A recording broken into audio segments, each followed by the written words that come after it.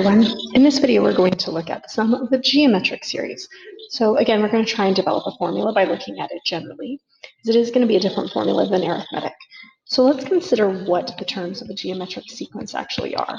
So the first term is our first term, but our second term is the first term times r, and then the first term times r again, and the first term times r squared times r again. So each time the power goes up, until we get to our nth term, which is the first term times r to the power of n, minus 1.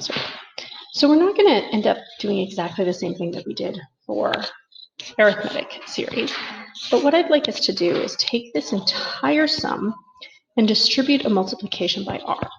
So now we have t1 times r plus t1 times r squared plus t1 times r cubed, etc. And then our last two terms are going to be t1 times r to the power of n minus 1. And the last term is going to become t1 times r to the power of n. What we're going to see here, instead of having a sum that's the same vertically, we're going to see that we actually have most of our terms are repeated. So instead of adding these two together, what we're going to do is subtract.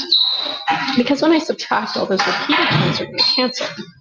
So Sn minus r times Sn. All that's going to be left is the first term, and then t1 times r to the power of n.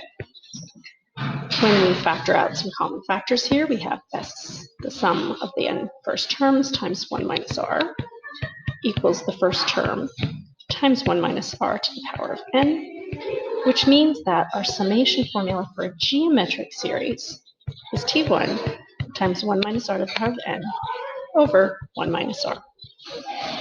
So let's look at an example of this and how we can use it to calculate. So looking at this in sigma notation, I know that it is geometric because this formula is exponential. The variable is in the exponent.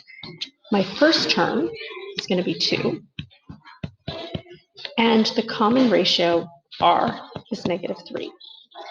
Because our numbers go from 1 to 7, n equals 7. That's how many terms we have. So the sum of the first 7 terms is simply the first term, 2, times 1 minus negative 3 to the power of 7 over 1 minus negative 3. Well, negative 3 to the power of 7 is negative 2187. So this is 2 times 1 plus now 2187, because it's minus negative, divided by 1 plus 3 is 4. So when we actually do this calculation, we end up with a sum of 1094. And because there are only 7 terms, if you wanted to verify with your calculator that that is in fact the sum, you could.